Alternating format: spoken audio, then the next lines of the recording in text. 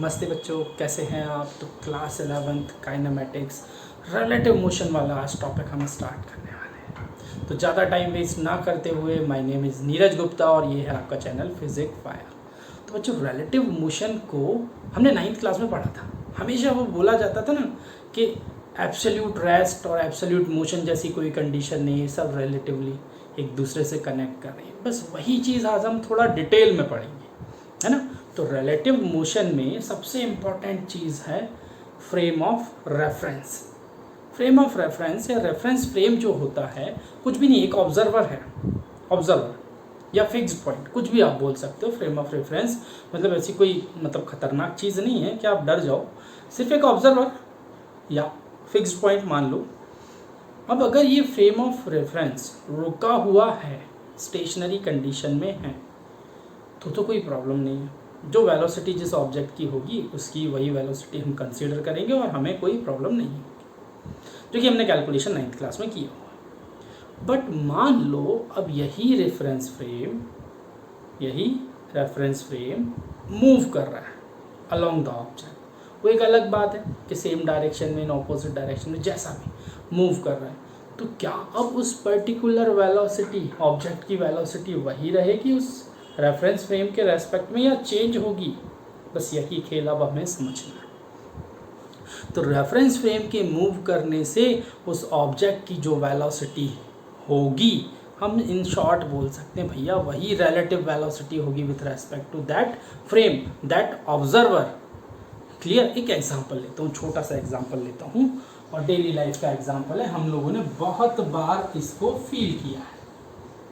एक ट्रेन को मैं कंसीडर करता हूँ। अब ट्रेन तो बहुत बड़ी होगी, हम यहाँ एक छोटा सा डब्बा बना लेते हैं, है ना। ये ट्रेन है, मान लो इसके अंदर एक कोई पर्सन बैठा हुआ है। हाँ ठीक, ये पर्सन बैठा हुआ है, क्लियर है। अच्छा, एक इसी का कहीं दोस्त यहाँ प्लेटफॉर्म पर खड़ा हुआ है ना, ये किसी का दोस्त। अब ये ट्रेन मूव करना स्टार्ट हुआ, हमने माना ये फिक्स पॉइंट है, सपोज इसको ऑब्जर्वर मान लिया, ये ऑब्जर्व कर रहा है, देख रहा है ना, ये रेफरेंस फ्रेम हो गया। तो ये रुका हुआ है, ये देख रहा है कि भैया जो इसका दोस्त है जो ट्रेन में बैठा हुआ है, ट्रेन मूव कर रही है, वो भी मूव कर रहा है उसी स्पीड से जिस स्पीड से ट्रेन मूव कर रही है। अच्छा, एक कहानी ये हो गई, ठीक है, कोई प्रॉब्लम नहीं है। ट्रेन की वेलोसिटी हमें बताई गई कि भैया 10 किलोमीटर पर आवर है, तो हम बोल देंगे वो जो उसका दोस्त था उसकी स्पीड भी 10 किलोमीटर पर आवर हो गई। बट अब आप सपोज करो कि इसी ट्रेन के अंदर यहाँ कहीं, अरे क्या इंसान बने हैं ये, चलो एक और पर्सन बैठा हुआ है, ठीक है, ऐसा डरावना सा, क्लियर। एक इसी ट्रेन के अंदर अब हुआ क्या, पहले मैंने इसको फिक्स पॉइंट माना था, अब मैंने इसको फिक्स पॉइंट मान लिया। अब मैं बोल रहा हूँ कि भैया इस पर्सन की इसके रेस्पेक्ट में वेलोसिटी क्या होगी। तो रेफरेंस फ्रेम बदलने से उसकी वेलोसिटी भी बदल गई। कैसे? क्योंकि इस पर्सन के रेस्पेक्ट में तो ये पर्सन रुका हुआ है, कोई वेलोसिटी नहीं है, मतलब वेलोसिटी 0 है।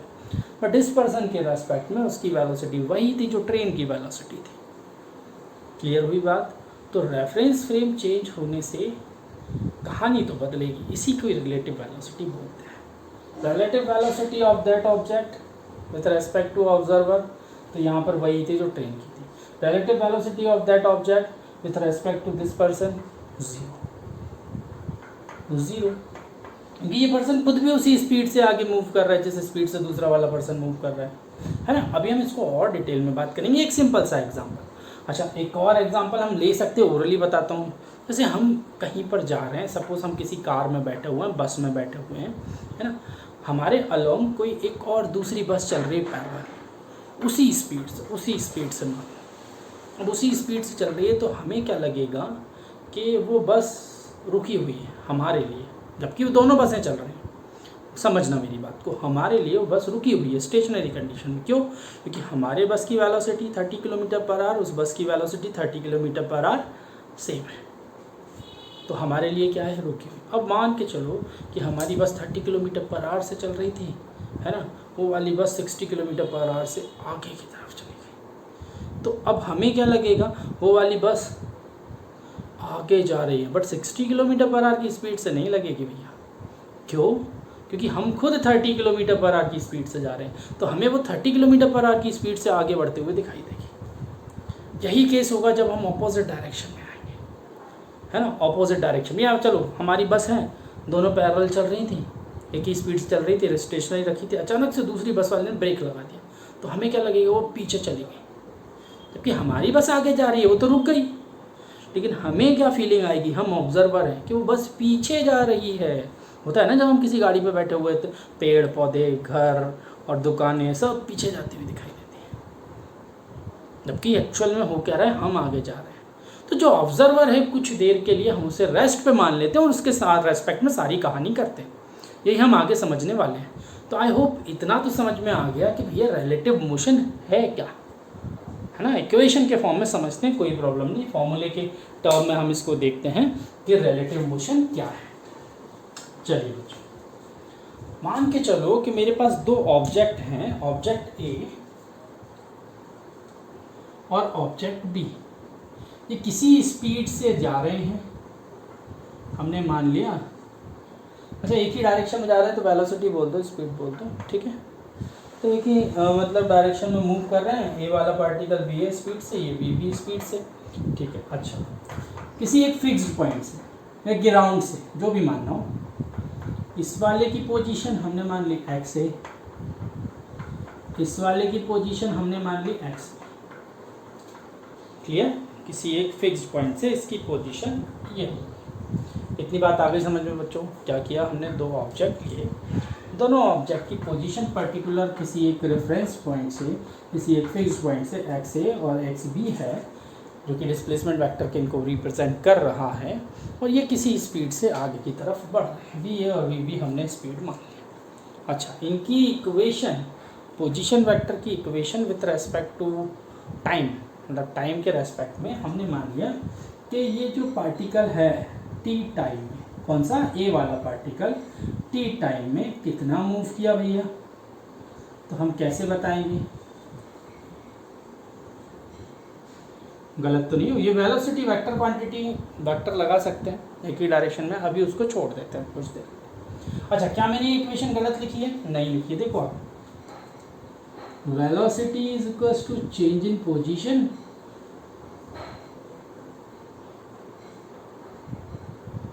Upon time.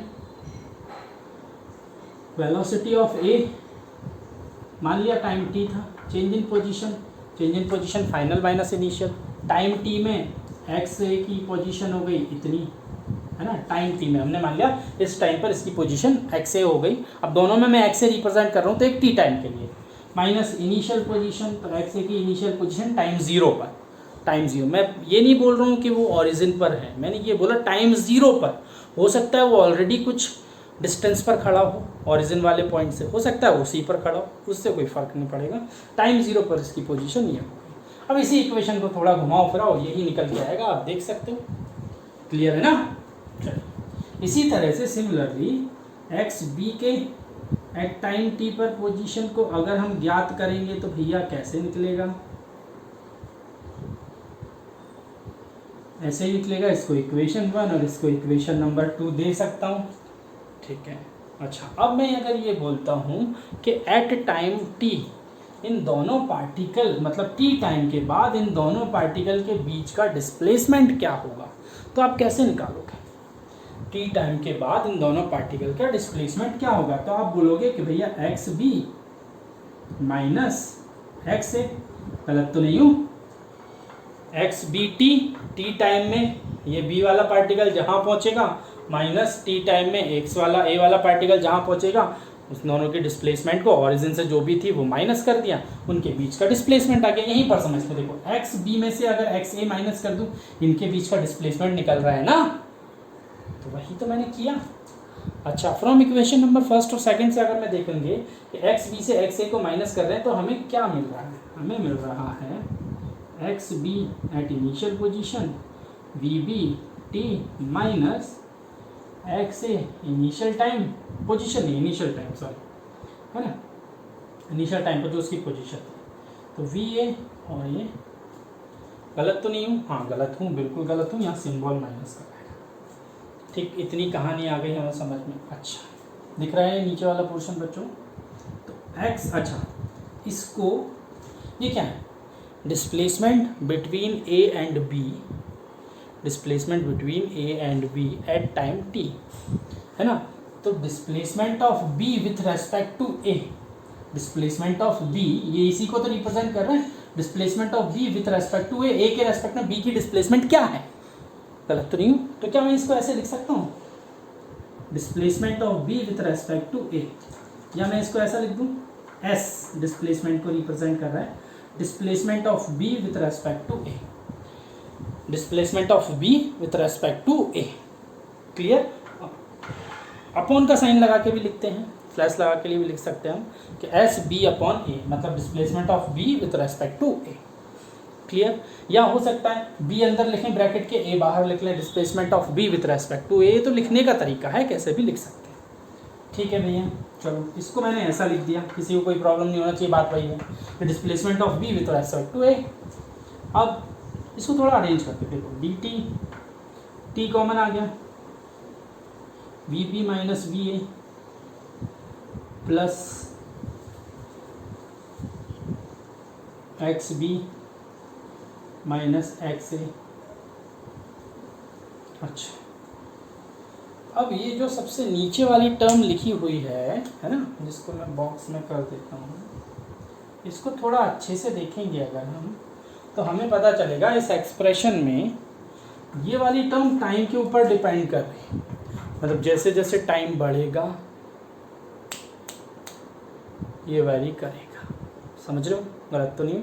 Time dependent function है ना ये, बट ये कांस्टेंट फंक्शन है, दिख रहा है, टाइम से कोई लेना देना नहीं है इस फंक्शन का, है ना। और हमें डिस्प्लेसमेंट मिल गया है, कौन सा डिस्प्लेसमेंट? Relative displacement. गलत तो नहीं? Displacement of B with respect to A, displacement of B with respect to A. तो अगर डिस्प्लेसमेंट का टाइम के रेस्पेक्ट में डिफरेंशिएशन कर दूं तो मुझे क्या मिलेगी? वेलोसिटी। तो रिलेटिव डिस्प्लेसमेंट का अगर टाइम के रेस्पेक्ट में डिफरेंशिएशन कर दूं तो मुझे मिलेगी रिलेटिव वेलोसिटी। आते हैं, करते हैं। तो ये वाला पोर्शन ऊपर वाला रब कर रहा हूँ और ये कहानी स्टार्ट कर रहा हूँ। ठीक है, इतनी बात तो हमें समझ में आ गई। चलो so now D upon D T time के रेस्पेक्ट में हमने डिफरेंशिएशन किया। अच्छा, इस वाले फंक्शन को मैंने टाइम के रेस्पेक्ट में किया, तो इसको तो हम यहाँ लिख देते हैं वी बी माइनस बी ए। और टाइम का टाइम के रेस्पेक्ट में डिफरेंशिएशन कितना हो जाएगा? 1, क्योंकि टी है, टी का differentiation 1।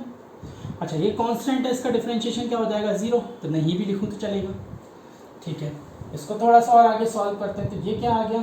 Velocity of B with respect to A, velocity of B with respect to, अब vector position, vector sign symbol लगा दो, ये सब वेक्टर क्वांटिटी हैं। देखो मैंने पहले ही बोला था, बट बार बार लगाने का झंझट नहीं रखा, आखिरी में जाके हमने लगा दिया। अच्छा भैया, अब थोड़ी सी चीज़ें आप सुन, ये तो निकल गया फॉर्मूला, एक जनरल फॉर्मूला कि velocity of B with respect to A, velocity of B with respect to A, मतलब जो बी वाला पार्टिकल था ए वाले पार्टिकल के रेस्पेक्ट में उसकी वेलोसिटी निकल गई। इसका मतलब क्या हुआ? इसका मतलब ये हुआ कि ए को हमने ऑब्जर्वर माना है और उसके रेस्पेक्ट में बी की वेलोसिटी निकाल रहे हैं। समझना, मैं वापस से बोल रहा हूँ, ए को हमने ऑब्जर्वर माना है, यहाँ पर ए को हमने क्या मान रहा है? ऑब्जर्वर माना है। ठीक है, सो नाउ इसको हम क्या बोलेंगे? Velocity of B with respect to A. It means observer at A. Observer at A या A को ही हमने ऑब्जर्वर मान लिया। तो ऑब्जर्वर कहाँ है? A पर, या A ही हमारा ऑब्जर्वर है। क्लियर? अच्छा, इतनी बात आ गई समझ में? तो बच्चों ये तो एक फॉर्मूला निकाल लिया हमने, बोल सकते हैं छोटा सा डेरिवेशन होगा, छोटू सा, है ना। चलो हमें ये तो पता चल गया कि velocity of A with respect to velocity of B. फिर से ये ऑरिजिन था, ए वाला पार्टिकल था, वी ए स्पीड से मूव कर रहा था, बी वाला पार्टिकल था, बी स्पीड से मूव कर रहा था, तो ए के रेस्पेक्ट में बी की वेलोसिटी, मतलब आप ए पर खड़े होकर देख रहे हो पार्टिकल बी की वेलोसिटी क्या है, तो वो इस फॉर्मूले से निकल जाएगी। अभी हम करेंगे कुछ न्यूमेरिकल करेंगे, बट उसके पहले कुछ बेसिक कंडीशंस दिमाग में बैठ जाए तो न्यूमेरिकल कर सकते हैं, है ना। अच्छा, मान के चलो कि अगर मैं कहीं पर ऐसा लिखूं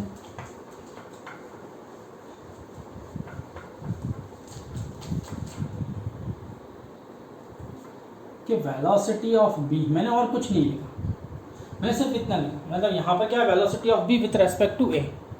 अगर मैं कहीं पर लिखूँ वेलोसिटी ऑफ बी, तो इसका मतलब क्या होगा, बी वाले पार्टिकल की वेलोसिटी, ऐसा, जबकि वेलोसिटी एब्सोल्यूट मोशन जैसी कोई चीज़ होती है, नहीं होती। तो किसके रेस्पेक्ट में, जब भी ऐसा लिखा आएगा ना, तो कंफर्म है कि ये किसके रेस्पेक्ट में होगा, ग्राउंड के रेस्पेक्ट में। अब चूंकि ग्राउंड रेस्ट पर है, इसलिए देखो, अब अगर इसको मैं फॉर्मूले के अकॉर्डिंग लिखूं तो आप कैसा लिखोगे, velocity of B with respect to ground, और ग्राउंड की वेलोसिटी क्या है, 0, तो फाइनली आएगी वही, उस पार्टिकल की जो वेलोसिटी है वही रहेगी ग्राउंड के रेस्पेक्ट में, उसकी रिलेटिव वेलोसिटी तो चेंज नहीं होगा। तो इसलिए हम इसको डायरेक्टली वी बी भी लिख देते हैं। क्यों, क्योंकि ग्राउंड की वेलोसिटी क्या है, 0 है। तो टर्म्स का मतलब समझना, वी बी ए का मतलब क्या है, velocity of B with respect to A, मतलब ऑब्जर्वर ए पर है, ऑब्जर्वर ए है, वहाँ से हम देख रहे हैं, ऑब्जर्व कर रहे हैं कि दूसरे वाले की वेलोसिटी कितनी है। अब अगर ये होता कि velocity of A with respect to B, तो फॉर्मूला हो जाता ये और कहानी हो जाती ये। अच्छा, यहाँ पर क्या चेंजेस हुआ, यहाँ पर चेंज ये हो गया कि अब ऑब्जर्वर बी पर आ गया। अब जो बी वाला ऑब्जर्वर है वो देख रहा है कि ए वाली कितनी स्पीड से मूव कर रहा है, कब, जब वो खुद भी मूव कर रहा है किसी वेलोसिटी से। कंफ्यूज तो नहीं हो रहे हो मैं क्या बोल रहा हूँ। देखो, मैं ये बोल रहा हूँ कि अगर मैं ए पर खड़ा हूँ, बी को देख रहा हूँ, चूँकि मैं खुद भी किसी स्पीड से मूव कर रहा हूँ, बी भी मूव कर रहा है, तो मुझे इस स्पीड के साथ में, मतलब जिस स्पीड से मैं मूव कर रहा हूँ उस स्पीड के साथ में बी की जो वेलोसिटी दिखाई देगी वो उसकी रिलेटिव वेलोसिटी होगी मेरे रेस्पेक्ट में, क्योंकि मैं ए पर हूँ। अब ऐसे ही पलट दो, बी पर जो पर्सन है वो मुझे देख रहा है, वो खुद भी तो मूव कर रहे हैं, तो उस मूवमेंट के साथ में वो अगर मुझे देखेगा और उसे जो मेरी वेलोसिटी दिखाई देगी वो उसके लिए मेरी रिलेटिव वेलोसिटी होगी, क्योंकि वो खुद भी मूव कर रहा है। इससे कहानियाँ बदलेंगी, अभी हम कैलकुलेशन भी देखेंगे, समझेंगे, है ना। तो हमें इतना समझ में आया कि velocity of B with respect to A मतलब ऑब्जर्वर एट ए, है ना, velocity of A with respect to B मतलब ऑब्जर्वर एट बी। फॉर्मूला आपके सामने है, क्लियर है, इतनी बात क्लियर हुई बच्चों। इसमें किसी को कोई कंफ्यूजन हो तो बोल दो, ठीक है, अगर नहीं है तो एक केस अब हम समझते हैं। देखो, केस 1, केस 2, केस 3 से बढ़ते हैं, चीज़ें समझते हैं और फिर आगे और बढ़ाते हैं। चलो बच्चों, तो केस 1 पर मैं आ रहा हूँ।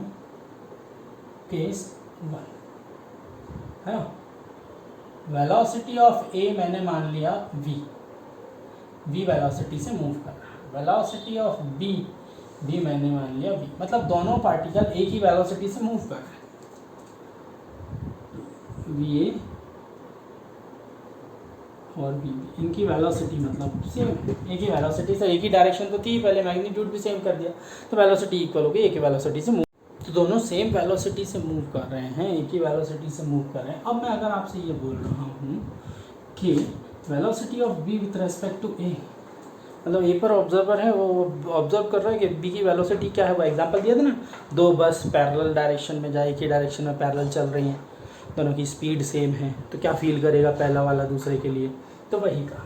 तो फॉर्मूला क्या था अभी हमारे पास, velocity of B with respect to A is equals to velocity of B minus velocity of A. हमने कहा ठीक है, चलिए वेलोसिटी ऑफ बी क्या है, ये वेलोसिटी ऑफ ए क्या है, ए, क्या आ गया, जीरो वेक्टर मतलब जीरो। तो जो ए वाला ऑब्जर्वर है वो फील करेगा कि बी वाला ऑब्जेक्ट मूव ही नहीं कर रहा है, जबकि एक्चुअल कंडीशन क्या है, मूव कर रहा है। अब एक्चुअल कंडीशन किसके रेस्पेक्ट में, ग्राउंड के रेस्पेक्ट में। अगर मैं ग्राउंड पे खड़े होकर दोनों को देख रहा हूँ तो मेरे लिए वो दोनों मूव कर रहे हैं, बट ए वाला क्या फील करेगा कि बी वाला रुका हुआ है, उसकी वेलोसिटी क्या है, जीरो। और इसी तरह से अगर मैं बोलता हूँ कि velocity of A with respect to B, तो भी अगेन वो क्या हो जाएगा, जीरो, कुछ गड़बड़ तो हुआ नहीं। वही कहानी रही, क्योंकि दोनों सेम स्पीड से जा रहे तो बी वाले पर्सन को भी लगेगा कि ए भैया, अगर ऑब्जर्वर यहाँ पर लिया तो उसको ये रेस्ट पर लगेगा, ऑब्जर्वर इसको लिया तो उसको ये रेस्ट पर लगेगा, दोनों सेम स्पीड से एक ही डायरेक्शन में मूव कर रहे थे। क्लियर? अच्छा, अगर सपोज इनका मैं ग्राफ बनाता हूँ एक्स टी ग्राफ, तो कैसा मुझे दिखाई देगा?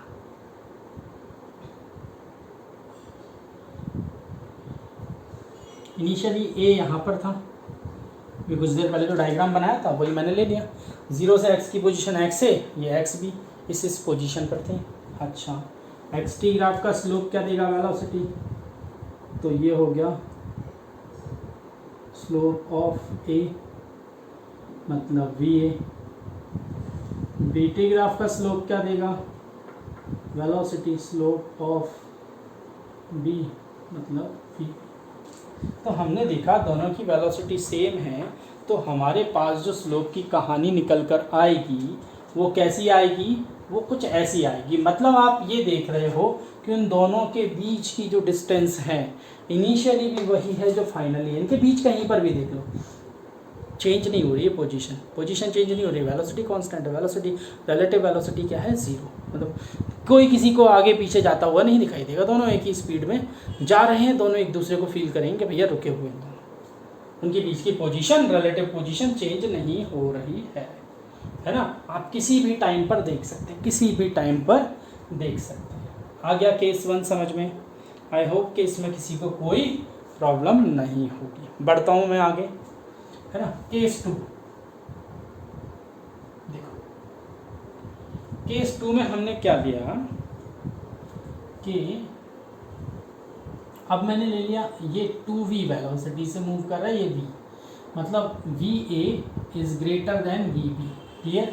ऊपर दिख रहा है, ठीक। तो ये इसकी स्पीड ज़्यादा मान ली, इसकी स्पीड कम मान ली, मतलब पहला वाला पार्टिकल ज़्यादा स्पीड से चल रहा है, दूसरा वाला पार्टिकल कम स्पीड से चल रहा है। दिख ही रहा है तुम्हें, पहला वाला पार्टिकल ज़्यादा स्पीड से चल रहा है, दूसरा वाला पार्टिकल कम स्पीड से, आधी स्पीड से चल रहा है उसकी, है ना। अब होगा क्या? अगर मैं बोलूँ कि velocity of B with respect to A, मतलब ए पर मैं खड़ा हूँ, बी को फील कर रहा हूँ, ए पर मैं खुद खड़ा हूँ, बी को फील कर रहा हूँ, मेरी स्पीड इतनी है और बी की स्पीड इतनी है, तो मुझे बी की स्पीड कितनी दिखाई देगी या कैसी दिखाई देगी? So now the value is of V B is V. मैं वेक्टर सिंबल अगर नहीं लगाऊँ ना बच्चों चलेगा, एक ही बात है ना। यहाँ पर क्या है? 2v। So now minus we.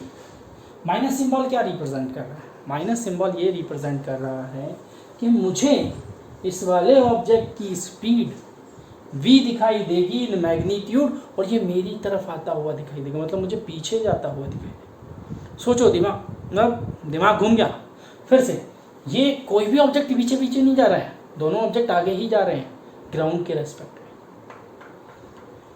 B वाला ऑब्जेक्ट v वेलोसिटी से जा रहा है, ए वाला ऑब्जेक्ट 2v वेलोसिटी से जा रहा है, बट ऑब्जर्वर कहाँ है? ए वाले पर, जो 2v से जा रहा है। ऑब्जर्वर वहाँ बैठा, वो उस गाड़ी में बैठा हुआ, वो फील कर रहा है कि यार जो आगे वाली गाड़ी है वो उसकी तरफ आ रही है, किस स्पीड से आ रही है? v स्पीड से आ रही है, और कुछ देर के बाद पीछे ही रह जाएगी और वो 2v वाला आगे निकल जाएगा उससे। क्लियर?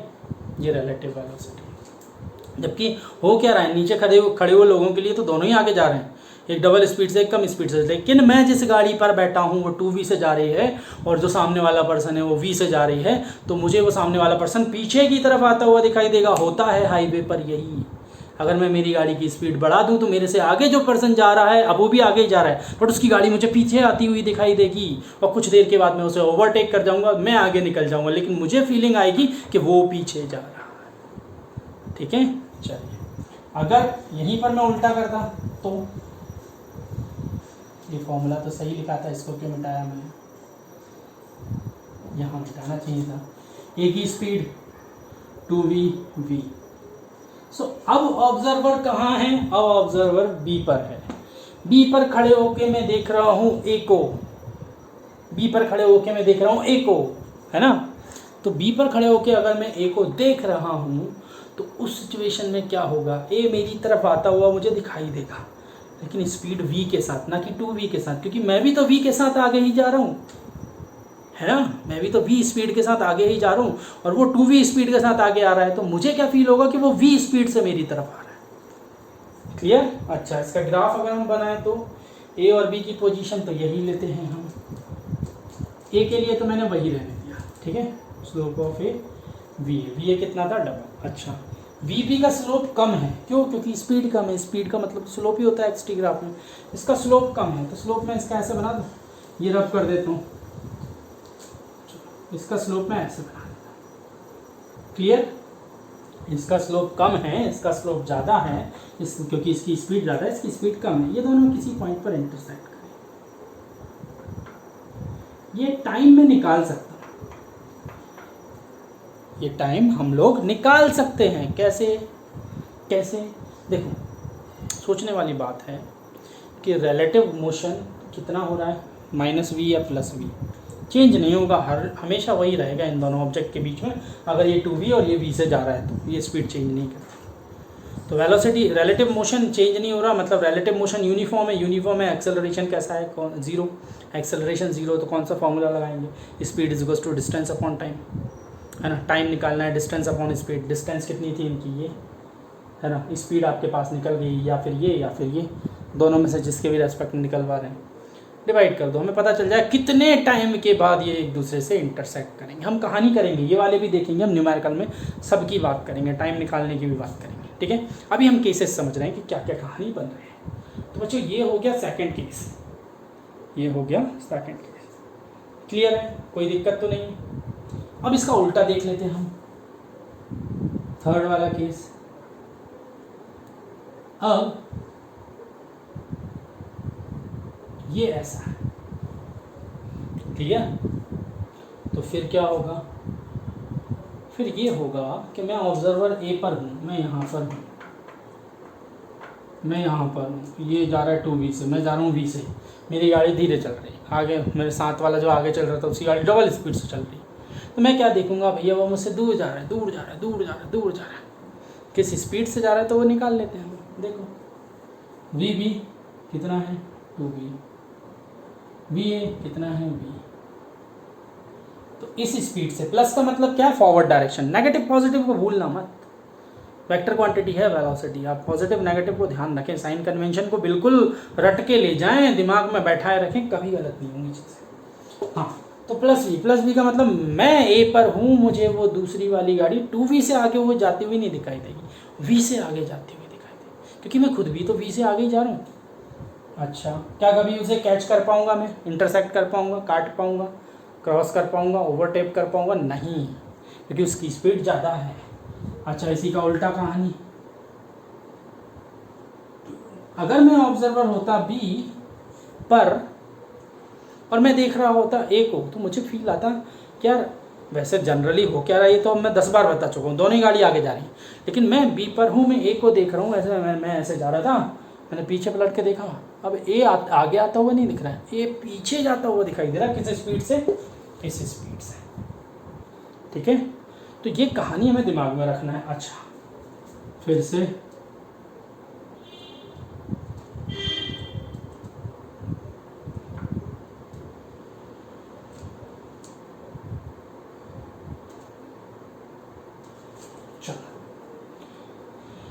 ये तो ठीक है अपनी जगह, कुछ स्लोप के साथ जा रहा है। अच्छा, बी का स्लोप डबल हो गया, इससे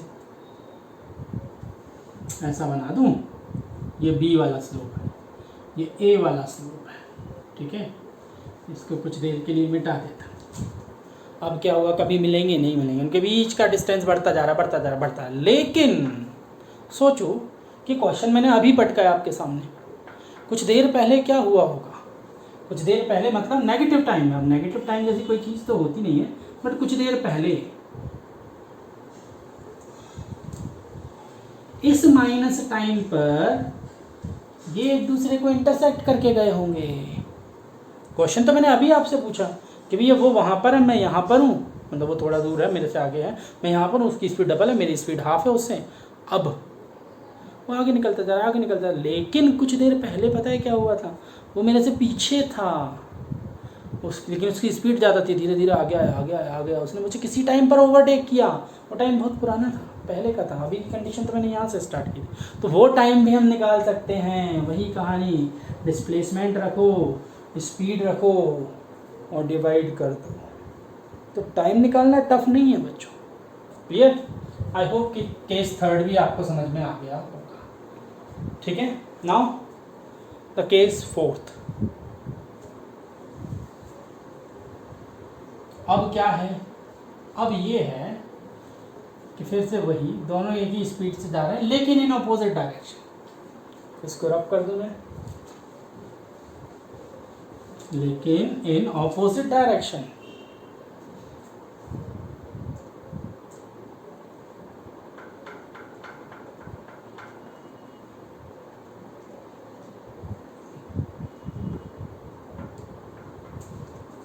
फिर क्या हुआ, फिर ये हुआ कि velocity of B with respect to A, velocity of B तो नेगेटिव डायरेक्शन में थी, बी की वेलोसिटी नेगेटिव डायरेक्शन में थी, ए की पॉजिटिव डायरेक्शन में है, तो क्या लिखोगे आप, माइनस बी। ए की फॉर्मूले का माइनस, ए की वेलोसिटी है तो माइनस 2b। मतलब क्या, मैं ऑब्जर्वर हूँ यहाँ पर, बी वाली गाड़ी मेरी तरफ आती हुई फील होगी, मेरी तरफ मतलब अपोजिट डायरेक्शन में आगे जा रहा हूँ, वो पीछे जाती हुई दिखाई मुझे देगी नेगेटिव डायरेक्शन में, लेकिन डबल स्पीड के साथ। अब डबल स्पीड के साथ जबकि इसकी एक्चुअल स्पीड तो v है, बट मुझे वो 2v की स्पीड से जा रही है। क्यों? क्योंकि मैं भी तो v स्पीड से उधर जा रहा हूँ, वो v स्पीड से इधर आ रहा है, तो स्पीड क्या हो गई, ऐड हो गई, प्लस हो गई, प्लस हो गई। अच्छा, यहाँ पर v a positive v b negative v, तो ये हो गया।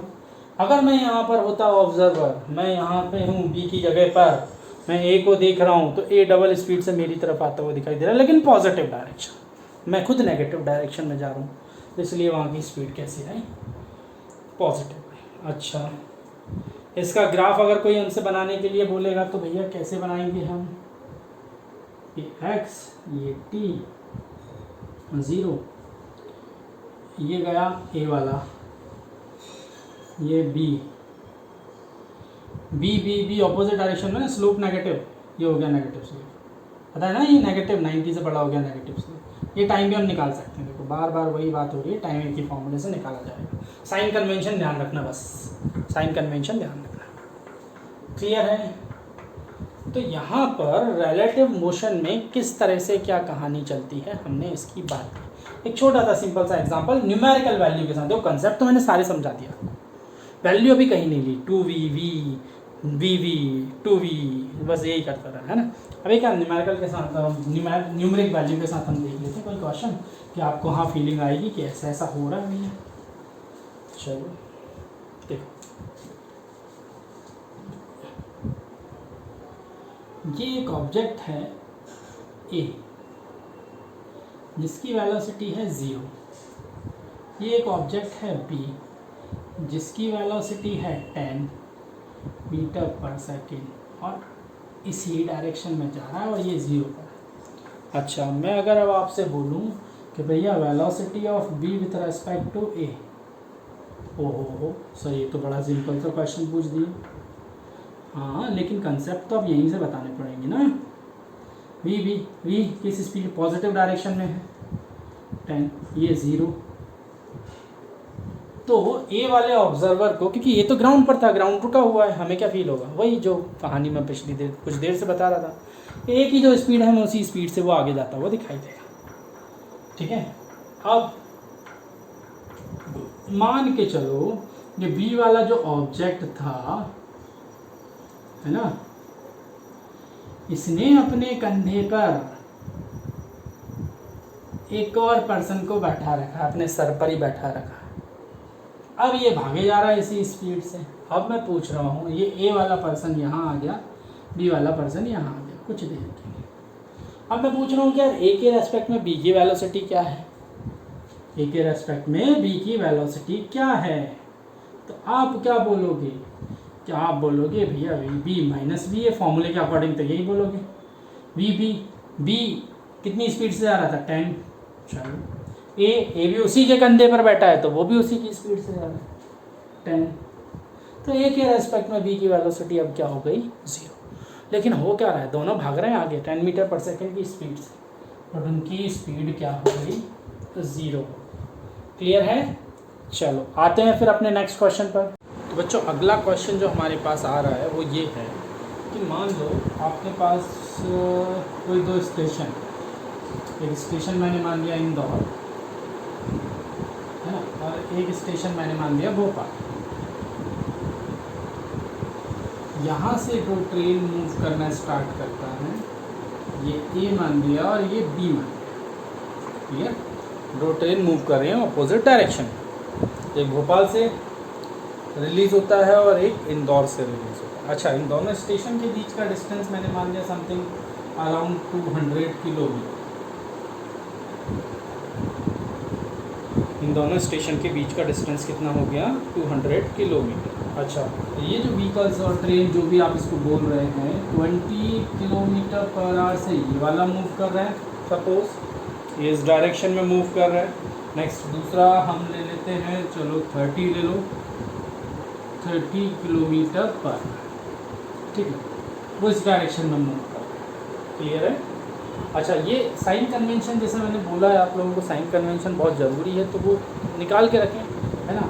हम अगर इधर पॉजिटिव ले रहे हैं, इधर नेगेटिव ले रहे हैं, तो डिपेंड करेगा कि हम किस तरह से उसको कंसीडर करें, है ना। चलिए, तो क्वेश्चन इज कि दो स्टेशन है इंदौर और भोपाल। इंदौर ए से एक व्हीकल निकल रहा है, इंदौर स्टेशन बी से एक भोपाल से एक इस व्हीकल निकल रहा है। इन दोनों स्टेशन के बीच का डिस्टेंस है 200 kilometre and the speed of the and the velocity of the two vehicles is 20 kilometre per hour and 30 kilometre per hour. So now the question is कि what is the time when they cross each other, what is the time when they cross each other. याद हो कि अभी हमने graph बनाए थे, वहाँ पर मैंने तुम्हें बोला था कि हम ये ग्राफ के बीच में टाइम भी निकाल सकते हैं, कभी एक दूसरे को क्रॉस करेंगे, तो ये उसी टाइप का क्वेश्चन। क्लियर है? चलो, तो हमें वो टाइम बताना है जब ये दोनों व्हीकल एक दूसरे को क्रॉस करेंगे, ठीक है। अच्छा, हम ये भी बता सकते हैं कि भैया जिस टाइम पर ये क्रॉस करेंगे उसकी डिस्टेंस फ्रॉम भोपाल और फ्रॉम इंदौर कितनी होगी, है ना। चलिए स्टार्ट करते हैं क्वेश्चन। तो रिलेटिव वेलोसिटी का क्वेश्चन है ये, कंसेप्ट हम वही लगाते हैं। मान लो कि velocity of car A with respect to B, मतलब बी को हमने ऑब्जर्वर मान लिया, बी को हमने क्या मान लिया? ऑब्जर्वर मान लिया। अगर बी को हमने ऑब्जर्वर मान लिया तो सिचुएशन में क्या होगा? उस सिचुएशन में ये होगा, ये रिलेटिव वेलोसिटी का फॉर्मूला, ठीक है। अब हम बी से देख रहे हैं, हम ऑब्जर्वर हैं, हम यहाँ पर हैं, हम बी से देख रहे हैं किस ऑब्जेक्ट को? ऑब्जेक्ट ए को। ऑब्जेक्ट ए की स्पीड हमें बताने का हमें कितनी दिखाई देगी? So now the velocity of A. अच्छा, यहाँ पर जो वेलोसिटी ऑफ ए और वेलोसिटी ऑफ बी है वो रेस्पेक्ट टू ग्राउंड है, वो रेस्पेक्ट टू ग्राउंड है, और ये velocity of A with the respect of B. तो आप ऐसा भी लिख सकते हो, अब चूँकि ग्राउंड तो रेस्ट की कंडीशन में है तो इसकी जो वेलोसिटी है वही रहेगी 20 किलोमीटर पर आवर, इसकी जो वेलोसिटी है वही रहेगी 30 किलोमीटर पर आवर, क्योंकि ग्राउंड के रेस्पेक्ट में ग्राउंड रुका हुआ है, ठीक है। अभी हम इस टाइप के क्वेश्चन भी करेंगे, जब वो सरफेस भी मूव करे जहाँ पर वो ऑब्जेक्ट खड़ा हुआ है, तो क्या कहानी बनेगी, करेंगे हम वो भी, है ना। तो now the relative speed is 50 kilometre पर।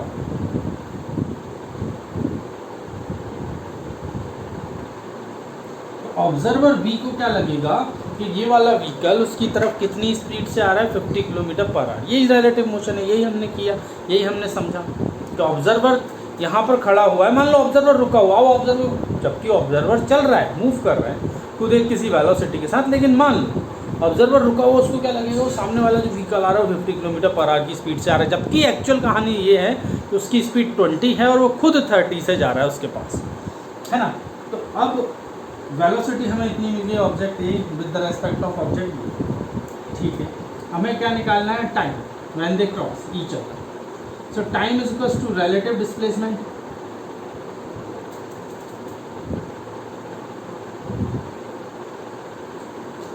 अपॉन स्पीड या रिलेटिव स्पीड, रिलेटिव वेलोसिटी। अब आप देखिए इन दोनों ऑब्जेक्ट के बीच का रिलेटिव डिस्प्लेसमेंट कितना है? 200 किलोमीटर। यही है ना रिलेटिव डिस्प्लेसमेंट, कितना है? 200 किलोमीटर। इनिशियली तो यही था, वही हमें बताना है कितने टाइम के बाद वो क्रॉस करेंगे एक दूसरे को। So relative displacement is 200 kilometre upon speed क्या आ गई? 50 किलोमीटर। अच्छा, यहाँ एक्सेलरेशन का कोई रोल नहीं है, क्यों नहीं है? क्योंकि इसकी स्पीड भी कांस्टेंट है, इसकी स्पीड भी कांस्टेंट है, इंडिविजुअली इनके एक्सेलरेशन क्या होंगे? ज़ीरो, तो रिलेटिव एक्सेलरेशन भी ऑलमोस्ट ज़ीरो हो जाएगा, एग्जैक्ट ज़ीरो हो जाएगा ना, रिलेटिव एक्सेलरेशन भी क्या होगा? ज़ीरो ही होगा। क्यों? क्योंकि उनके खुद के इंडिविजुअल एक्सेलरेशन ज़ीरो है ना। चलो, तो हमें टाइम पता चल गया कि भैया कितने टाइम में एक दूसरे को क्रॉस करेंगे, तो ये 4 सेकेंड में एक दूसरे को क्रॉस करेंगे। अच्छा, अब कहानी आ रही है कि कहाँ क्रॉस करेंगे? 4 सेकेंड में क्रॉस करेंगे, कहाँ पर क्रॉस करेंगे? उनकी दूरी क्या होगी किसी एक पर्टिकुलर स्टेशन से? हमने मान लिया अगर मुझे इससे दूरी निकालना है, where, so distance is equals to speed into time. इस वाली गाड़ी की स्पीड कितनी है? 30 किलोमीटर। कितने टाइम के बाद क्रॉस करने वाली है ये? सो 120। सो फ्रॉम भोपाल वो डिस्टेंस कितनी होगी? 120 किलोमीटर। चलो इससे हम बात कर लेते हैं। फ्रॉम इंदौर, अब वैसे तो हम 200 माइनस 120 कर सकते हैं तो 80 किलोमीटर आ जाएगा, बट हम कैलकुलेशन के हिसाब से निकालें। सो 20 इंटू 4 कितना हो गया? 80। तो आप ऐसे भी कर सकते हैं, तो हम टाइम भी निकाल सकते हैं अगर हमें रिलेटिव वेलोसिटी पता है, रिलेटिव डिस्प्लेसमेंट पता है, नाउ हम टाइम को भी कैलकुलेट कर सकते हैं। क्लियर है कहानी? कोई प्रॉब्लम तो नहीं आया हो? चलो इसमें एक और क्वेश्चन करते हैं हम छोटा सा, इसी मतलब पूरा क्वेश्चन हम यही रहने देते हैं, या इसमें थोड़ा सा वेरिएशन कर सकते हैं। मान लो कि अब अगेन हमारे पास दो ट्रेन हैं, डायरेक्शन यही रखना, पॉजिटिव नेगेटिव, इनको ज़्यादा चेंज नहीं करना, लफड़े में मत पड़ना, है ना। तो दो ट्रेन हैं, एक ए और एक बी। ये रही ट्रेन ए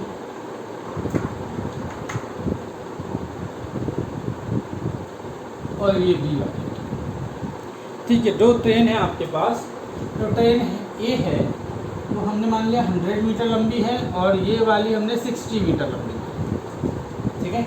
ये दोनों एक दूसरे की तरफ आ रही हैं इस डायरेक्शन में, पॉइंट ए और पॉइंट बी, या ट्रेन ए और ट्रेन बी जो एक दूसरे की तरफ अपोजिट डायरेक्शन में पैरेलल ट्रैक पे मूव कर रही हैं, और इनकी डिस्टेंसेस, इनकी डिस्टेंस मतलब इनकी लेंथ कितनी है? 100 मीटर और 60 मीटर। क्लियर? अब इन्होंने एक रिलेशन दिया कि भैया जो शॉर्टर ट्रेन है उसकी speed 3 times of the longer train. जो छोटी वाली ट्रेन है उसकी स्पीड 3 टाइम्स है किससे? लंबी वाली ट्रेन से, ठीक है।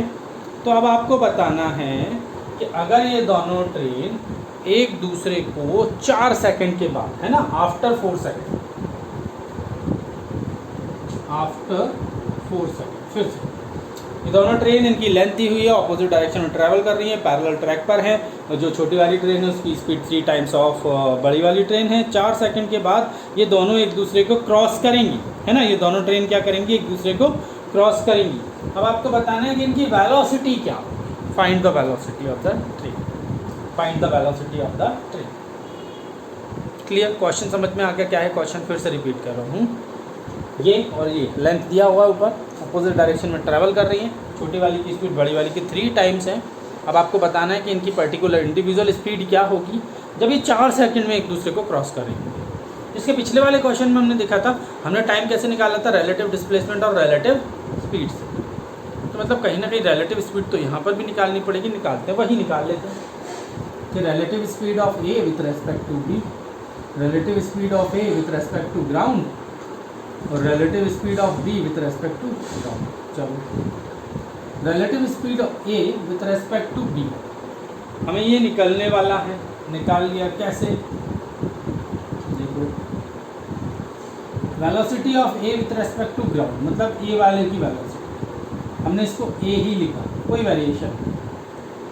बी वाले की वेलोसिटी, बी वाले की वेलोसिटी इज थ्राइस ऑफ ए वाले की वेलोसिटी। अच्छा, ऑपोजिट डायरेक्शन में माइनस का साइन लगा दूँ तो ये हो गया 4 टाइम्स ऑफ ए वाले की वेलोसिटी, रिलेटिव वेलोसिटी। अच्छा, अगेन टाइम क्या कह रहा है? टाइम ये कह रहा है, अच्छा इनके बीच में कोई डिस्टेंस नहीं है, मतलब ये दोनों ट्रेन इस तरह से हैं, यहाँ ये आगे कर लो, है ना, यहाँ पर ट्रेन भी है, छोटी वाली,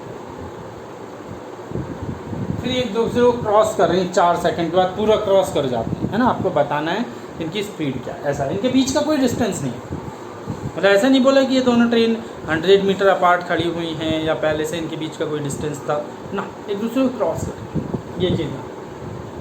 चलिए, तो आगे क्या कहानी बन रही है, आगे बन रही है time is equals to relative displacement upon relative velocity. Relative displacement क्या, ये और ये एक दूसरे को क्रॉस करेंगी, इसका मतलब इसकी लेंथ प्लस इसकी लेंथ अपॉन स्पीड। कितने सेकंड के बाद क्रॉस कर रही है, 4 सेकंड के बाद। Now the VA is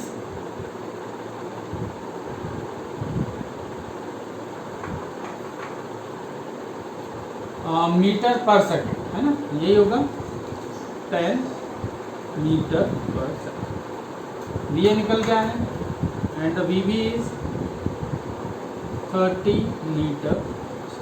clear है। तो रिलेटिव वेलोसिटी का कंसेप्ट हमने यहाँ पर भी यूज़ किया और किस तरह से हमने क्वेश्चन को किया, आई होप कि आप लोगों को ये चीज़ समझ में आई। ठीक है, चलिए नेक्स्ट क्वेश्चन पे आते हैं। देखो, हमने टाइम से रिलेटेड क्वेश्चन देख लिए कि किस तरह से रिलेटिव मोशन में हमने, अब जैसे मैंने आपको बोला ग्राउंड, कोई ऑब्जेक्ट कहीं पर खड़ा हुआ है और वो रुका हुआ है। अब सपोज़ कि वो खुद मूव कर रहा है किसी मूविंग सरफेस के ऊपर और कोई ऑब्जर्वर उसे देख रहा है, तब उसकी स्पीड क्या होगी। ऑब्जर्वर भी किसी मूविंग सरफेस पर खड़ा हुआ है, तब वो उसको देख रहा है, तब उसकी स्पीड क्या होगी। इससे रिलेटेड एक दो क्वेश्चन कर लेते हैं, ये कंसेप्ट भी क्लियर हो जाएगा। बहुत इंपॉर्टेंट कंसेप्ट है।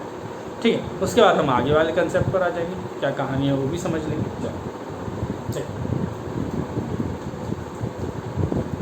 सो एग्जाम्पल में समझते हैं हम इस कंसेप्ट को। कंसेप्ट क्या है कि जो ऑब्जर्वर है वो किसी सरफेस पर खड़ा हुआ है, पहले कंडीशन हम ले लेंगे वो रुका हुआ है, और जो ऑब्जेक्ट है वो मूव कर रहा है। ऑब्जर्वर जिसको देख रहा है वो मूव कर रहा है, वो खुद भी मूव कर रहा है और जिस जगह पर खड़ा हुआ है वो जगह भी मूव कर रही है। मान लो कि एक ऑब्जेक्ट ए है जो ग्राउंड पर है, ठीक है, ये कहाँ पर है, ग्राउंड। ग्राउंड पर है तो रुका हुआ है, स्पीड क्या है, 0। चलो, ये ऑब्जेक्ट बी को देख रहा है ना, एक दूसरा ऑब्जेक्ट है ऑब्जेक्ट बी, और ये वाला ऑब्जेक्ट एक ट्रेन के ऊपर है। सपोज ये वाला ऑब्जेक्ट कहाँ है, एक ट्रेन के ऊपर, और वो ट्रेन किसी स्पीड से ट्रैवल कर रहा है। ये तो रुका हुआ ऑब्जेक्ट है, ये ऑब्जेक्ट एक ट्रेन के ऊपर है, वो ट्रेन किसी स्पीड से मूव कर रहा है, मान लो 20 मीटर पर सेकंड, ये स्पीड मैंने माना। अच्छा, ये ट्रेन तो मूव कर रहा है। अच्छा, speed of train with respect to ground, ये कंडीशन है। ये स्पीड जो है वो ट्रेन की है किसके रेस्पेक्ट में, with respect to ground. Next, ये जो ऑब्जेक्ट है ये ट्रेन के ऊपर मूव कर रहा है, किस स्पीड से, 4 मीटर पर सेकंड, और ये जो इसकी स्पीड है with respect to train, train के रेस्पेक्ट में दी हुई, ट्रेन के रेस्पेक्ट में दी हुई, ग्राउंड के रेस्पेक्ट में नहीं है ना, ग्राउंड के रेस्पेक्ट में नहीं है। समझिएगा, अब देखिए कहानी क्या है कि एक ऑब्जेक्ट है जो कि ग्राउंड पर है, रुका हुआ है, ये ऑब्जर्वर है, ये ऑब्जर्वर है ना, ये ऑब्जर्व कर रहा है ऑब्जेक्ट बी को जो कि एक ट्रेन के ऊपर है। ट्रेन मूव कर रही है इस स्पीड के साथ, ऑब्जर्वर बी ट्रेन के रेस्पेक्ट में, ग्राउंड के रेस्पेक्ट में, ट्रेन के रेस्पेक्ट में किस स्पीड से मूव कर रहा है। क्योंकि ग्राउंड के रेस्पेक्ट में मूव करता तो वही इसके लिए भी वो स्पीड हो जाती ना, वो ट्रेन के रेस्पेक्ट में किस स्पीड से मूव कर रहा है, 4 मीटर पर सेकेंड, ट्रेन के रेस्पेक्ट। ठीक है, चलो अब आपको बताना है velocity of B with respect to A, ये निकालना है। तो आप फॉर्मूले लगाओगे कि velocity of B minus velocity of A, sign convention हम वही लेंगे, right hand side positive, left hand side negative, अगर होता तो, वैसे तो नहीं है यहाँ पर, है ना। चलो इतनी बात समझ में आ गई। अच्छा, यहाँ पर ये velocity of B with respect to ground, velocity of A with respect to ground, ठीक है, ऐसी कहानी होती है। अब ये तो आपको निकालना है, velocity of B with respect to ground नहीं दिया, velocity of B with respect to train दिया है, ग्राउंड नहीं दिया, इसको अभी हम यही छोड़ देते हैं। Velocity of A with respect to ground 0, इसको इक्वेशन नंबर 1 दो, ठीक है, इसको इक्वेशन नंबर 1 दो। चलो नाउ अब हमें पता है कि velocity of B with respect to train, velocity of B with respect to train कितना है, velocity of B minus velocity of train, यही फॉर्मूला लगेगा। अच्छा ये दोनों अगेन ग्राउंड के रेस्पेक्ट में, velocity of B with respect to train दिया है पॉजिटिव डायरेक्शन में 4 है, velocity of B with respect to ground निकालना है, velocity of T with respect to ground दिया है 20, ये भी आपके पास forward direction. So now velocity of B with respect to ground यानी कि velocity of object B with respect to ground कितना है 20, इधर आके प्लस हो जाएगा 24 metre per second. So now ये वैल्यू हम यहाँ पुट कर देंगे। सो अगेन हमारे पास अब क्या आ जाएगा, velocity of B with respect to A, ये हो जाएगा 24 माइनस 0 यानी कि 24 मीटर पर सेकेंड। तो यही होगा नॉर्मली, अगर हम देखें भी देखो जनरली हम क्या सेंस लगाते हैं, जनरली हम ये सेंस कर देखो सजेस्ट यही करूँगा, अप्लाई करो फॉर्मूले और फिर सॉल्व करो। आप जो सोच रहे हो फ्रेम के हिसाब से वो चेंज भी हो सकता है ना। अभी तो सिंपल सा क्वेश्चन था कि भैया ये 20 मीटर पर सेकंड से मूव कर रहा है, उसके ऊपर ऑब्जेक्ट है जो ट्रेन के रेस्पेक्ट में 4 मीटर पर सेकंड, मतलब दोनों स्पीड ऐड हो जाएंगे तो ऑब्जर्वर को लगेगा 24 मीटर पर सेकंड की स्पीड से मूव कर रहा है, वही हमारा आंसर है। बट कहानी थोड़ी बदल भी सकती है, तो सजेशन यही है आप लोगों के लिए कि आप फॉर्मूले का यूज़ करो और उसके बाद कहानी को आगे बढ़ाओ, ठीक है। चलो अब इसी क्वेश्चन को हम लेते हैं थोड़े से वेरिएशन के साथ। देखो चीज़ों को हम यहाँ पर वेरी करते हैं और फिर समझते हैं क्या हो रहा है ना। देखो ये ऑब्जर्वर जो पहले रुका हुआ था, हमने मान लिया अब ये ग्राउंड पर मूव कर रहा है ना, अब ये रुका हुआ नहीं है, ग्राउंड के ऊपर ही खुद भी मूव कर रहा है किसी स्पीड से 4 मीटर पर सेकंड, ठीक है। इस डायरेक्शन में खुद भी 4 मीटर पर सेकंड की स्पीड से ट्रैवल कर रहा है। हमने कहा ठीक है चलो। अच्छा नौ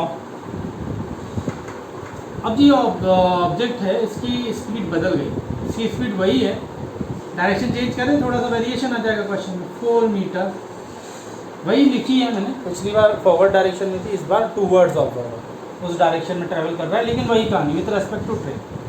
ट्रेन अभी भी मूव कर रही है उसी स्पीड से उसी डायरेक्शन में, इसको हमने चेंज नहीं किया। अभी भी कहानी आपसे वही पूछी जा रही है कि यार velocity of object A with respect to B, sorry velocity of object B with respect to A. B जो ऑब्जेक्ट है उसे ए ऑब्जर्वर देख रहा है, तो ऑब्जर्वर अभी भी ए है, फॉर्मूला यही लिखेंगे। अच्छा ये आपको निकालना है, velocity of B with respect to ground नहीं दिया है, अगेन नहीं दिया है क्योंकि ये तो ट्रेन के रेस्पेक्ट में। Velocity of A with respect to ground ये इस बार दिया, पिछली बार तो 0 हो गया था, रुका हुआ था ग्राउंड के रेस्पेक्ट में, बट अब ग्राउंड के रेस्पेक्ट में मूव कर रहा है। कितनी स्पीड से मूव कर रहा है 4 metre per second, forward direction में मूव कर रहा है, तो मैंने लिख दिया इसको। अब इसकी इक्वेशन 1 वही लिखा रहने देते हैं, फिर आ जाते हैं यहाँ पर velocity of B with respect to train, velocity of B minus velocity of train with respect to ground. Velocity of B with respect to train इस बार -4 है क्योंकि ऑपोजिट डायरेक्शन में ट्रैवल कर रहा है, ठीक है। Velocity of B with respect to ground ये दिया हुआ है। अच्छा velocity of T with respect to ground यानी कि ट्रेन का ग्राउंड के रेस्पेक्ट में अगेन सेम रहेगा, ये चेंज नहीं हुआ। -20 इधर आके +20 हुआ, 20 में से 4 गया 16 मीटर पर सेकेंड। ये 16 को हमने यहाँ पर पुट कर दिया, तो नाउ द आंसर इज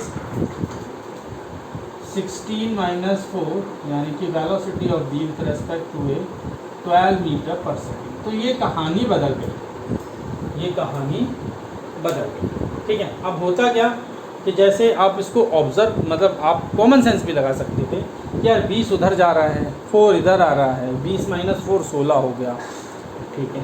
अच्छा 16 हो गया, उसके बाद कहानी ये है 16 क्या आया, नेट 16 इस डायरेक्शन में आया, हम भी इसी डायरेक्शन में जा रहे हैं 4 की स्पीड से, 16 - 4 यानी कि 12 टूवर्ड्स। बट ये ना लगाएं तो बेटर है, क्यों? क्योंकि कैलकुलेशन करके हम साइन कन्वेंशन का यूज़ करते हैं, फॉर्मूला लगा के वहाँ एग्जैक्ट आंसर निकलता है। कभी कभी गलती हो जाती है सोचने में, इसीलिए आप फॉर्मूला लगा के सॉल्व करें, ज़्यादा बेटर है। आई होप कि ये चीज़ समझ में आई। हमने टाइम के रिलेशन में भी क्वेश्चन देख लिए, हमने ये भी क्वेश्चन। अच्छा, अभी तक हमने जितने भी क्वेश्चन देखे हैं बच्चों, यहाँ पर ऑब्जेक्ट की स्पीड कांस्टेंट रही। यहाँ पर ऑब्जेक्ट की स्पीड क्या रही? कांस्टेंट। अगर ऑब्जेक्ट की स्पीड कांस्टेंट रही है तो क्या कहानी बन रही? कहानी ये बन रही कि भैया उसका इंडिविजुअल एक्सेलरेशन 0, स्पीड कांस्टेंट है, तो रिलेटिव एक्सेलरेशन भी कुछ भी नहीं है ना। तो एक्सेलरेशन का रोल ही नहीं है।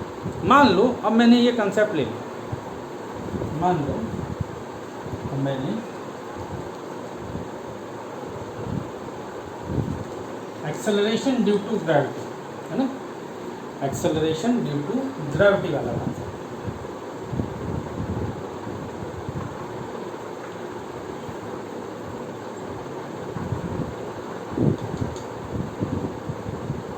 अब इसमें क्या कहानी चल रही है एक्सेलरेशन ड्यू टू ग्रेविटी में? क्या देखो,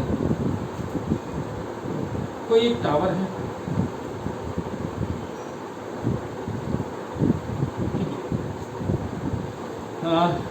एक ऑब्जेक्ट को हमने ड्रॉप किया है किसी इनिशियल वेलोसिटी के साथ, एक ऑब्जेक्ट को हमने थ्रो किया है किसी इनिशियल वेलोसिटी के साथ, कुछ भी मान लेते हैं 10 मीटर पर सेकंड। इसे हमने थ्रो किया, इसे हमने ड्रॉप किया, है ना, इनिशियल वैल्यू। दो अलग अलग ऑब्जेक्ट हैं, ऑब्जेक्ट ए और ऑब्जेक्ट बी।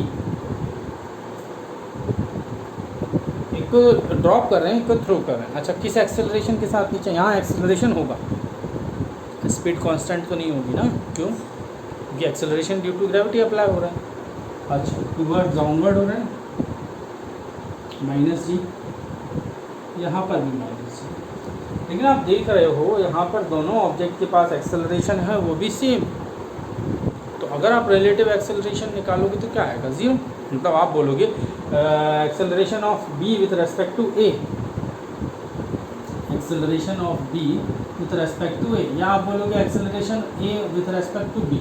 तो इन दोनों ही कहानी में क्या होगा? यहाँ पर acceleration of b minus acceleration of a, यहाँ पर acceleration of a minus acceleration of b।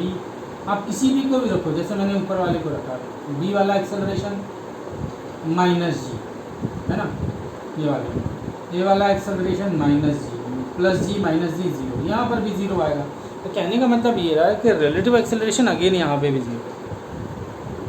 Speed constant नहीं है, स्पीड तो पहले क्या रही है, इंक्रीज हो रही है ना, स्पीड, इंडिविजुअल स्पीड। लेकिन अगर रिलेटिव स्पीड निकालेंगे ना तो वो कांस्टेंट निकलेगी। देखो कैसे, अगर मैं इस ऑब्जेक्ट और इस ऑब्जेक्ट के बीच की रिलेटिव स्पीड निकालता हूँ, like speed of b with respect to a, relative initial relative speed of b with respect to a, तो initial speed of b with respect to ground minus initial speed of a with respect to ground, यही कहानी आएगी। और ये ground के respect में आपको 10 दिया है, डाउनवर्ड दिया है, माइनस में ले लो, है ना, और ये आपको 0 दिया है, तो -10 मीटर पर सेकेंड। डाउनवर्ड है इसलिए साइन कन्वेंशन के हिसाब से हमने ये किया है। तो आपने देखा कि इनके बीच का जो रिलेटिव स्पीड निकला दोनों ऑब्जेक्ट के बीच का, वो कितना निकला? -10 मीटर पर सेकेंड। अच्छा, रिलेटिव एक्सेलरेशन क्या है? 0। तो क्या ये रिलेटिव स्पीड चेंज होगा? नहीं, रिलेटिव एक्सेलरेशन 0 है। तो रिलेटिव, मैं इंडिविजुअल स्पीड की बात नहीं कर रहा हूँ, इंडिविजुअल वेलोसिटी की बात नहीं कर रहा हूँ, मैं रिलेटिव वेलोसिटी की बात कर रहा हूँ। तो उस सिचुएशन में क्या रिलेटिव वेलोसिटी चेंज होगी? नहीं होगी। तो रिलेटिव वेलोसिटी कांस्टेंट होगी। अगेन हम टाइम यहाँ पर वैसे ही निकाल सकते हैं जैसे वहाँ निकाल रहे थे। तो time is equal to relative displacement upon speed, relative speed. Clear? तो ये कंसेप्ट हम लगा सकते हैं। इस चीज़ को आप दिमाग में रखें कि मतलब जहाँ एक्सेलरेशन दिया है तो इसका मतलब ये नहीं है कि आप बोल दें कि भैया रिलेटिव स्पीड चेंज हो रही है या ऐसा कुछ हो रहा है। ठीक है, अगर रिलेटिव एक्सेलरेशन आता तो वो भी चेंज होता, है ना, वो भी चेंज होता। बट अभी के सिनेरियो में तो ऐसा कुछ नहीं दिख रहा है मुझे। रिलेटिव एक्सेलरेशन है क्या? नहीं है। अगर रिलेटिव एक्सेलरेशन नहीं है तो कहानी तो यही बनेगी। ठीक है, तो यहाँ से रिलेटिव एक्सेलरेशन कितना आया? 0। रिलेटिव स्पीड आपके पास कुछ ना कुछ आ गई। अच्छा, रिलेटिव एक्सेलरेशन 0 तो रिलेटिव स्पीड चेंज नहीं होगी। अब आपको बताना है कि पर्टिकुलर किसी टाइम के बाद, मतलब एक ऑब्जेक्ट को नीचे फेंका, एक ऑब्जेक्ट को, इसे केस 1 बोल सकते हो आप, है ना, केस 1। एक ऑब्जेक्ट को हम नीचे थ्रो कर रहे हैं, एक ऑब्जेक्ट को ड्रॉप कर रहे हैं, आफ्टर सम टाइम उनके बीच का सेपरेशन क्या होगा। तो आपने देखा रिलेटिव मोशन तो चेंज ही नहीं, मतलब रिलेटिव स्पीड तो चेंज नहीं होगी, कांस्टेंट है। तो आप सेपरेशन या जिसको मैं रिलेटिव डिस्प्लेसमेंट बोल सकता हूँ,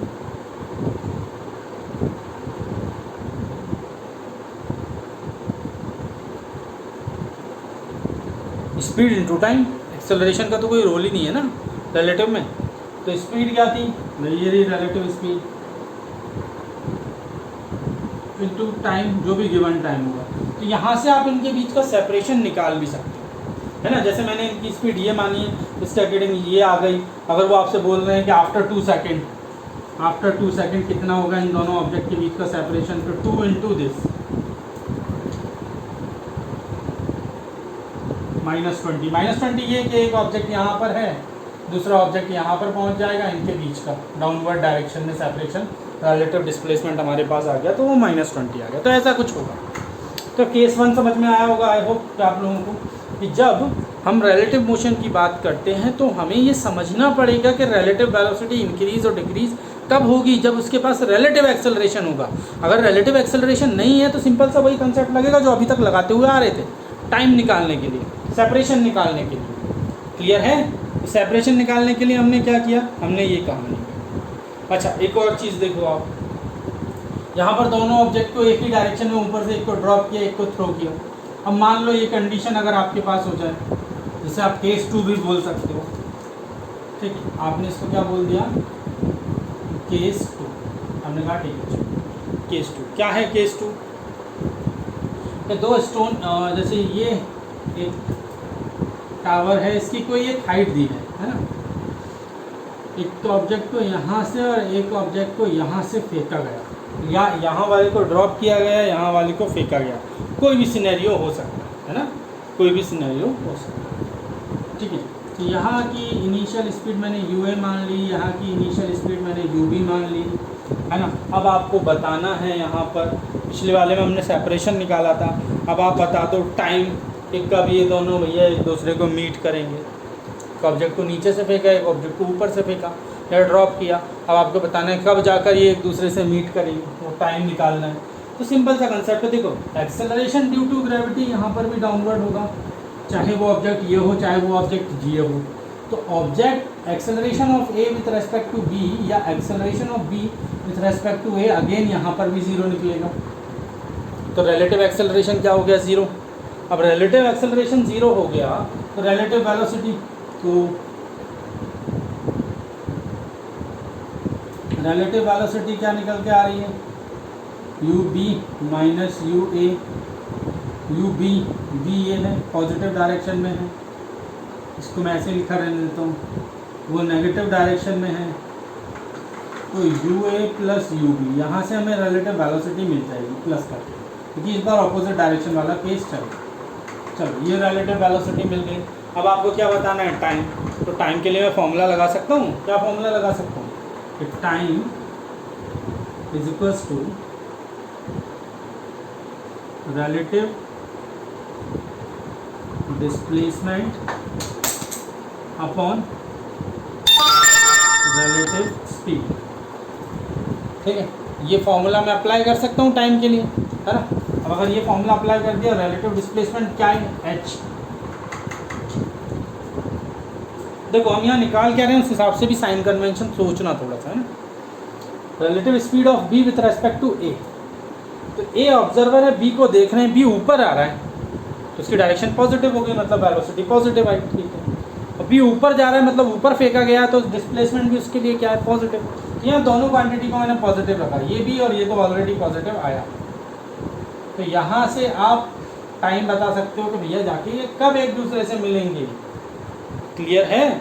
इससे आप किसी भी न्यूमेरिकल को यहाँ पर सॉल्व कर सकते हो। तो हमने क्या कहानी समझी, पहले स्पीड कांस्टेंट थी तो इंडिविजुअल एक्सेलरेशन 0 था, रिलेटिव एक्सेलरेशन भी 0 आ रहा था।